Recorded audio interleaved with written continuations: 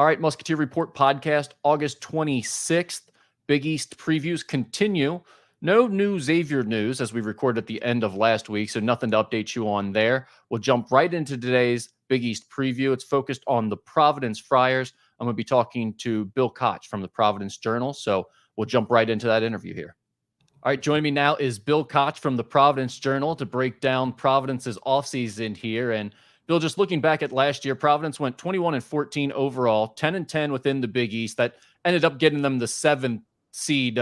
Villanova beat them twice head-to-head, so they took the 6th seed, even though both were 10-10. And then they lost to Boston College in the first round of the NIT. So you look at the offseason, they lose Devin Carter as a lottery pick, obviously a huge loss there. Josh Oduro was kind of a double-double guy in Big East play a lot of times towards the end of the season, a big loss in the front court there. And then Ticket Gaines played that versatile wing forward role for them and added some stretch on the offensive side of things. The big offseason news, though, was Bryce Hopkins. There was a little bit of, is he going to stay? Is he going to go? And obviously he's also recovering from ACL surgery. He ends up deciding to stay. So let me start with this in terms of my first question to you. How close do you think he was to leaving? There was some smoke there, certainly. I don't necessarily know how close it got to getting over the line. I think Bryce knows that he's a focal point in Providence. I think he might feel like he has some unfinished business here based on how last year ended for him, obviously with his injury and going out in early January. I think he has a good relationship with Kim English as well. I think that's something that Kim started working at the second he walked on campus, was to try to build those bonds with his current players. And, I think there was enough credit established between those two that, ultimately he decided to stay. He is in a situation, as Xavier's kind of dealing with it with Jerome Hunter, where he's starting to work his way back. He's running with the team a little bit. He's active, but he's not actually full contact practicing yet. He's not cleared for that. And he might not be available when they start. In fact, I think Kim English has already said he's not going to play in the first game, but they don't know anything beyond that at this point because you're still a few months out. I mean, what's the latest, first of all, in the recovery from ACL surgery? Have you heard any more in terms of how close he is? And how big of an impact do you think that's going to have on the whole of this season for Providence? Is this a thing where they're trying to get him back the entire year and he's never really himself? Or do you think they're pretty confident that he'll be ready to go at a certain point? Well, typically it's 9 to 12 months, and he was hurt in early January against Seton Hall. He had surgery on the DePaul trip later that month. So if you put him in the middle of that window, he's right about the end of November, December, back into January a little bit. What I think is that they would probably like to have him back for Atlantis. I think those are the big games on their schedule. Obviously, you're playing Oklahoma first at Atlantis. You could have a shot at playing Arizona in the second game if you win the first one. Their first 5 are all bye games at home. And I think those would sort of knock the rust off and maybe establish rotation for other guys. I think they have a pretty good idea of who Hopkins is, what they want from him. So why risk him against a Central Connecticut State, let's say? If I think best case scenario, you get him on the floor for maybe the 4th or 5th game of the season, get him out there for a few minutes, see how he feels, how he looks. And if you can expand his role a little bit for Atlantis, I think that would be ideal for them. I know whenever you're talking about a college basketball team in the offseason, it goes right to the portal talk. What did they do in the transfer portal? Who did they add? And we'll get there because they had some big additions there in Providence's case. But Jaden Pierre is another returner that I wanted to ask you about real quick because it felt like he was really coming on at the end of last season. He had a few big offensive games. He averaged just under 10 points per game, shot just under 37% from three-point range. They've added a guy in Bensley Joseph from Miami who played a lot at the point guard position, is a very similar height to Jaden Pierre. There's some similar numbers, things going on there when you look at their statistics.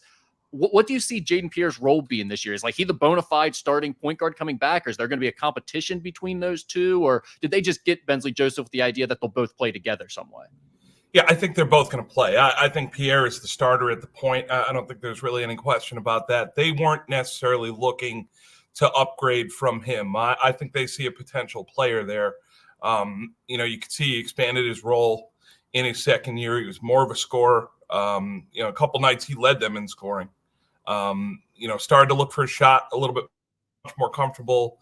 He's put in a lot of work in the weight room. His freshman year, he was thin, looked like a young guy out there. And last year, he was a much stronger player. So I think at points they will play together. I think Bensley Joseph, them bringing him in, he's so valuable in terms of the experience that he brings. I mean, this is a guy who's played in the Final Four, and that sort of thing.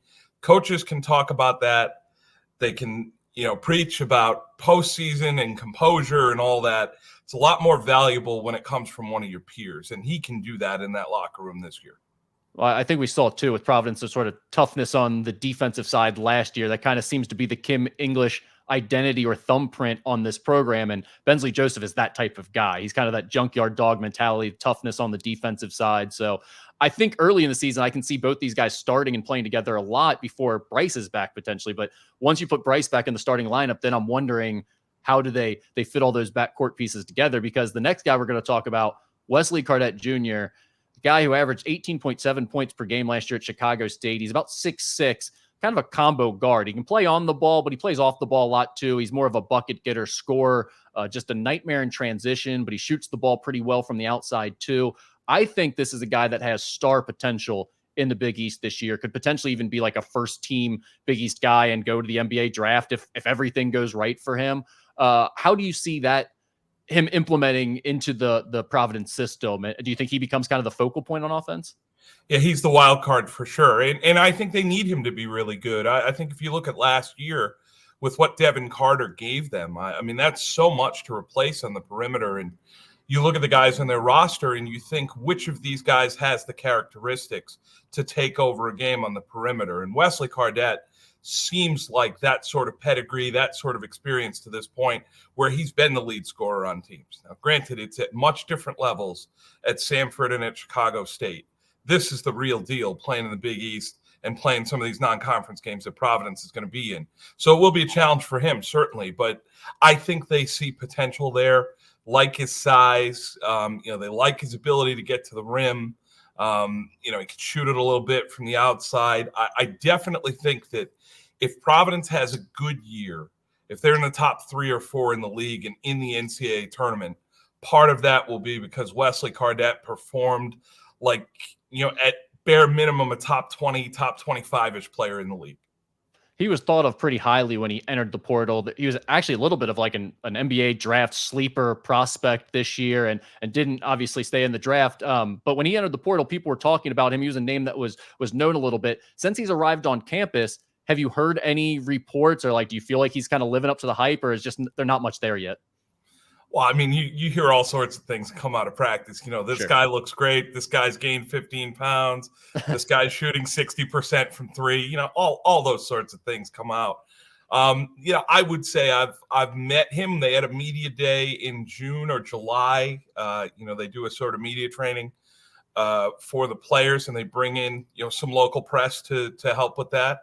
And that was my first time meeting Wesley, and he's very impressive in person. I mean, you can see he's, strong, tall for a 2 guard, someone who looks the part getting off the bus, I guess you could say. Yeah.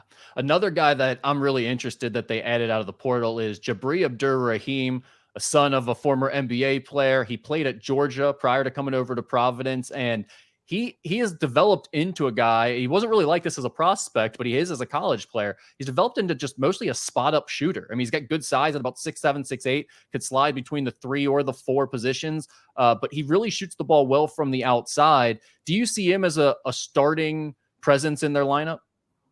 I think so. I think he probably takes the Ticket Gaines role from last year. He's a floor spacer with good size, good length on defense. And Jabari, meeting him at that same media event, a very mature kid. I mean, it comes across that his father played 13 years in the NBA. He has that sort of presence about him, that sort of professionalism about him, I guess you could say. You get the sense that he's been in rooms with important people most of his life. And it comes across in that way. He's very much going to be one of the adults in that locker room. Yeah, I'm interested to see how because he's a guy that averaged about 12 plus points per game last year, and he's more of a role guy. I'm curious, can he take a step up and become more of a go-to player, or does he still keep the same role at Providence. And I think that'll also depend on the guys around him, right? Like we were talking about Wesley Cardette. Can Wesley Cardette be a star, or do you need a guy like Jabari Aborah to step up his scoring a little bit more? That's going to be one of the interesting storylines, I think, of the early season for Providence.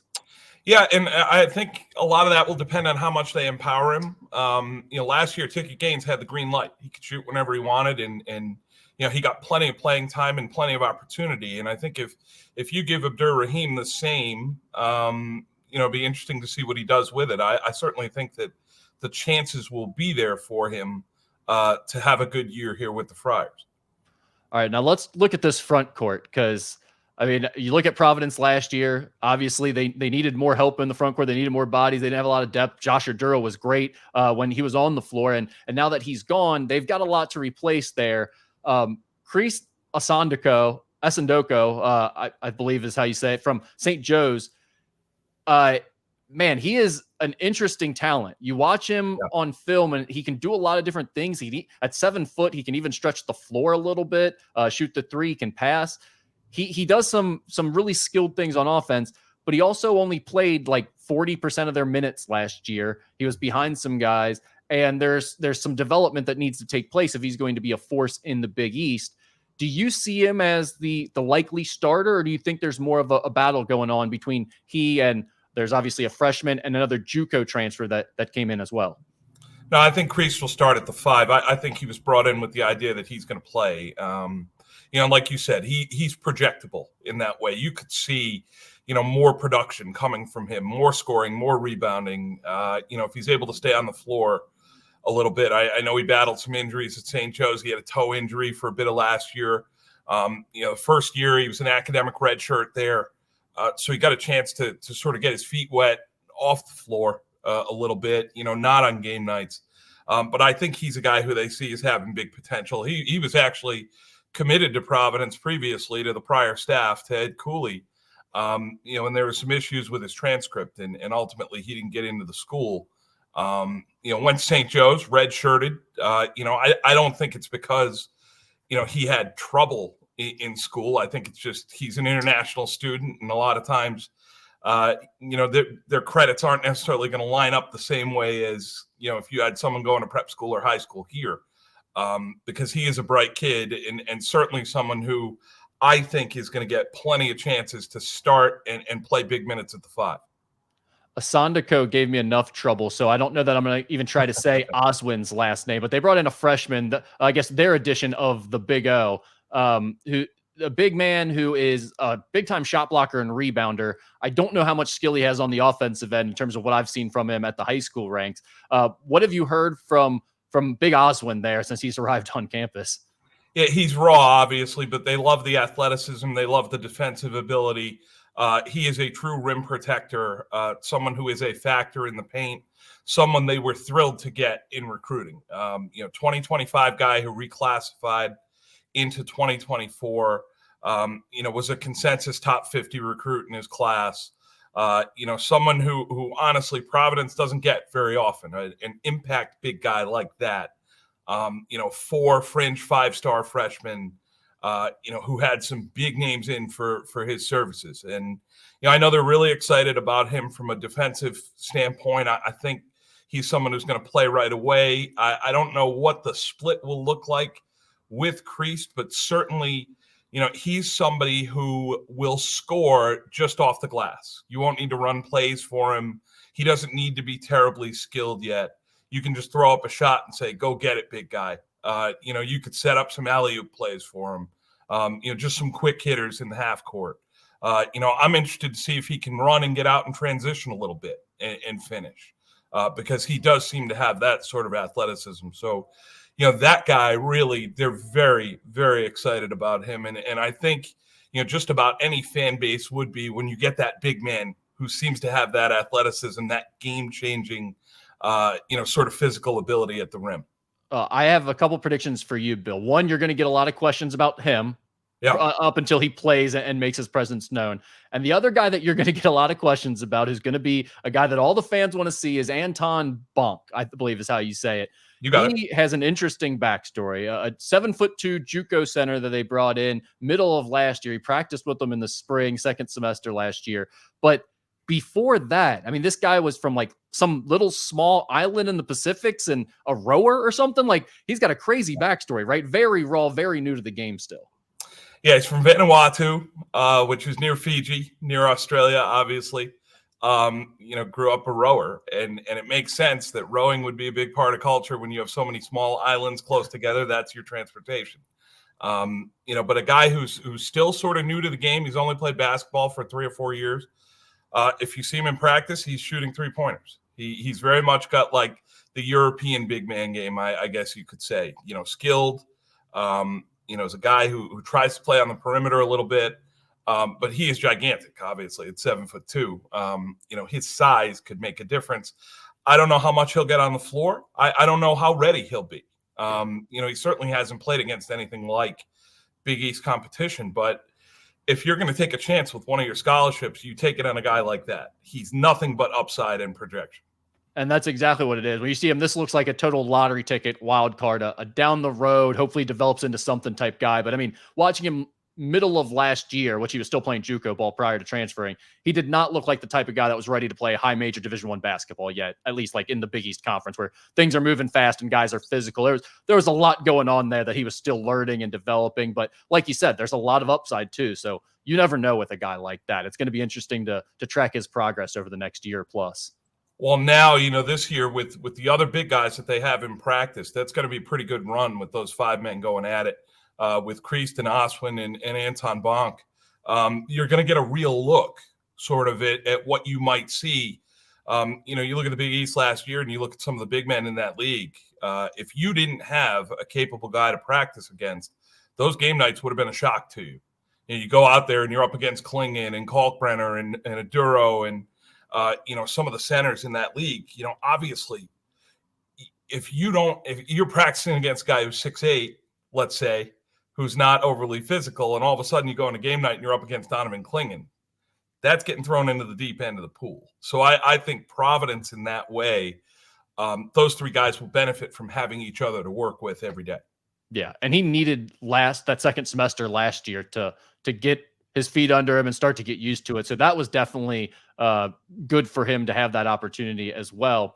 A couple other returning guys that I want to ask you about, and one is just he seems like a total unknown at this point in his career, but he came in when he entered the college ranks at George Mason. He was highly thought of. It was a huge get for them at the time. Justin Fernandz, 6'5", versatile swingman. He missed time with an ACL injury. Where's his health at this point, and what are they expecting out of him this season?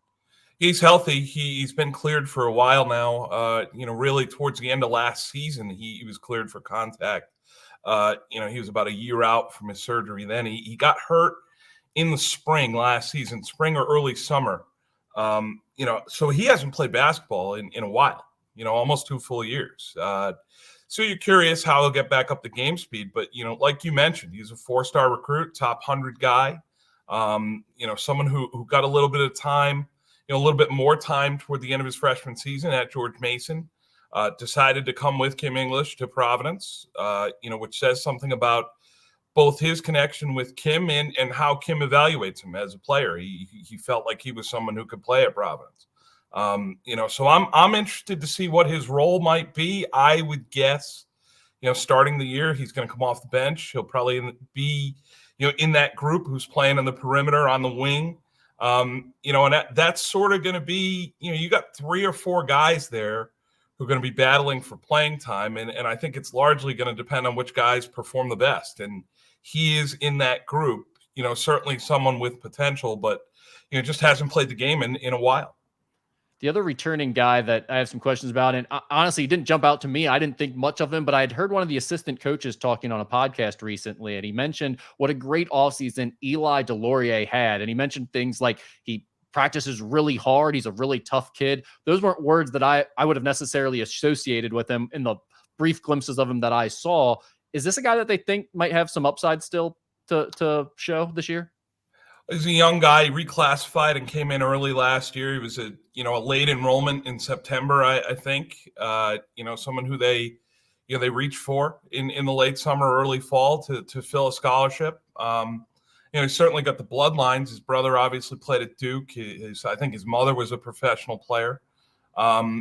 he's got size at about 6'9", 6'10". He's reasonably athletic, but we haven't really seen him play. And, I don't necessarily know where his minutes come from on this team. I don't know how much he could play at the 5 with the guys who we talked about previously. And, in terms of playing at the 4, I'll be intrigued to see what they do, if they want to play 2 big men together, or if, they have it in mind to play a 5-man and then 4 guys who are a little smaller. So he's sort of an unknown at this point, and I think it's on him to earn that time in practice. And I think we're all going to find out together whether or not he can stick here. All right, just a few last things before we get you out of here. Starting lineup prediction, and we'll go with assuming Bryce is healthy. What's your starting lineup prediction? All right, so the easy ones I think are Pierre starts at the 1. I think Asendico starts at the 5. Hopkins at either the 3 or the 4, depending on what you want to do. I think Cardette starts. I think he's a guy who they look at as having a lot of upside. I would be surprised if he's not starting, frankly. And from there, you have a decision. Do you want to play Abdur-Rahim in sort of the ticket gains role? I think that's probably where I would lean, playing him at the 3 and Hopkins at the 3+ or the 4, I guess you could say. They could also decide to play 2 point guards and start Bensley Joseph alongside Pierre. If that was the case, Cardette would play the 3, Hopkins would play the 4, and Asendico would play the 5. I would think that would probably be your 5. But they've got some decisions to make in terms of, do they want to play a little bigger or a little smaller? Do they want 2 ball handlers out there at once, or do they feel like Pierre with Cardette would be enough? They feel like Cardette's a good enough secondary ball handler. I think Abdur-Rahim gets in there because they want him to space the floor. I think that's something Kim values in terms of, if he wants to play sort of 4 out and shoot threes and create space and driving lanes, I think Abdur-Rahim plays. I'd be surprised if he didn't. And I don't necessarily know how that looks when you have 2 point guards out there on defense, because Pierre and Joseph aren't necessarily the biggest guys in the world. Right. You'd be giving up a little bit of size if you're playing both of them, and you're not pressing, trapping, speeding up the tempo on defense. If you're just trying to play half court with those 2, you are a little bit smaller. So I would say Pierre starts, Asendico, Hopkins, Cardette, Abdur-Rahim. I think that's probably the way I would see the pieces fitting together, but don't take that as a guarantee, because they do have some options and they do have some different looks that they could throw at you in terms of lineup combinations. Yeah, and them, as much as any team, because of Bryce's situation, they could be sort of playing with that lineup early in the season, mixing and matching pieces and seeing what they like best as they kind of work him back into the mix. What about strengths, weaknesses? Are there any things that really jump out at you as like, definitely think this will be a strength, definitely think this will be a weakness for them, or is it still all left to be determined? Strengths, I think maturity on this team. I think you look at the guys who they have returning, they've got a fair amount of guys who have played a lot of college basketball, whether that's Pierre, Joseph, Cardette, Hopkins, Abdur-Rahim, those guys are all, Corey Floyd, those guys are all adults in the room. I think that's a really good thing to have, and not always a guarantee. And I think that they have pretty good culture. They get along pretty well. I think Kim has done a pretty good job of building a team of guys who are invested and who care about each other. At least, that's the sense that I get from the outside. Weaknesses, I would say, you got to get to the NCAA tournament here. Postseason experience, I would say, aside from Joseph, who's played in the Final Four, obviously, Hopkins has played in the NCAA tournament, Floyd has played in the NCAA tournament. But if you're looking to make some sort of run here to like a second weekend, Kim hasn't done that. The program did it under Ed Cooley, but most of those players have moved on. I think the teams that you see there year in and year out, it's not just an expectation, it's a level of performance. It's a baseline standard that you establish. I don't think you play into the Sweet 16 by accident, every single year. You see some of these teams make it 7, 8, 9 years in a row. There's a certain steel in those teams that other programs might not have. And so I'll be interested to see what happens to them at the business end of the season, towards the end. Last year they really did a good job of hanging in after Hopkins got hurt. They kept themselves on the bubble all the way into March. They played well at the Big East tournament. They really showed something there. And I wonder if they can take a step forward in that and pay it off this time at the end in March. Speaking of taking a step forward, I mentioned at the top of the interview here that they were 10-10 last year, which means they tied for 6th in the Big East. They end up getting the 7th seed. When I was doing my previews here for each team, I haven't laid it all out in like a top 11 yet or anything rankings, but just saying where do I think is fair for them, I have them right in about the same spot. I think just outside the top 5 going in feels fair to me, but I also said I think they have a really high floor. Like, I don't think they're going to fall below that, and they do have the upside to get higher than that. I just think that they've gotten a better supporting cast. They've got more depth than they had a season ago. Now the question is, do they have the high-end firepower with Bryce as he returned to form? Is Wesley Cardette the real deal? Do they have enough firepower to compete with, the Creightons and the UConns in the conference this year? Yeah, it's a good question. I think, generally the teams that finish at the top of the league have 2 or 3 all-conference players. And so you look at Providence. Let's just assume that Bryce returns to health and he's good into the league and he plays like a top 10 player in the league. Who's that second guy? Who's that third guy? Who will emerge on this team? Obviously last year you had someone very talented with Devin Carter, but I don't know if anyone saw him doing that going into last season, elevating to the point where he's a Big East Player of the Year. And I did not think he was a lottery pick. I will hand up. I did not know that going into the season. He had one of the best two-way seasons that a Providence guard has ever had. In terms of his offensive impact, his defensive ability, he really was sensational. And I think if you can't ask another player there to make that sort of jump where you go from sort of a good player to a lottery pick. I don't think you can really expect that out of anyone in any given year.